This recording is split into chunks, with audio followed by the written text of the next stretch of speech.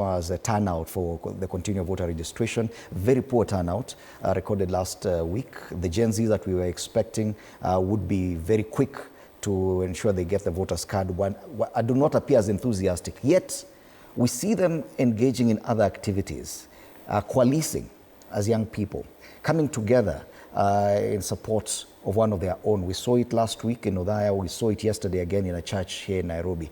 And what we were trying to examine with Kathy here is whether or not these people, this younger generation, have found a way, now that they seem to feel that the government does not work for them, that they found a way of expressing themselves, and they're even suggesting that they should open their own hospital.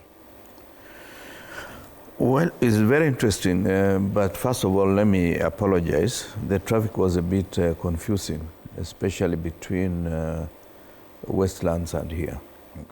And of course, around Kiambu Road, it was almost in double traffic moving towards town, and the rest of us were waved out of the way.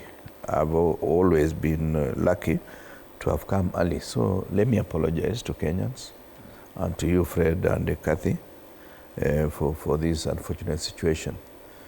But let me say the following. Kenyans, I've not lost hope in them, because usually we are the last minute people.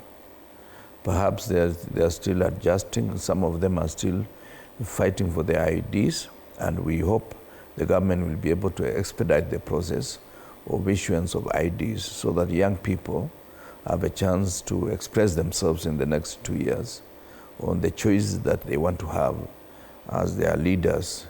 Because you see, let's not look at the presidency alone.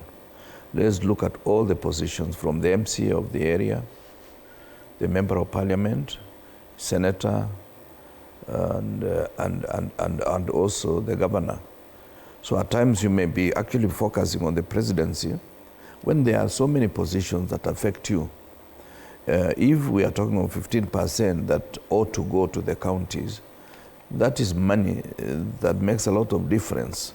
As you know, Fred, during the past, we hardly had even 5% getting to the county. I remember the last term that I served in the people of Cherangany constituency, about 100 million go to them. But for the 15 years that I had served them, they hardly had more than 10 million going to the Cherangany constituency from the central government.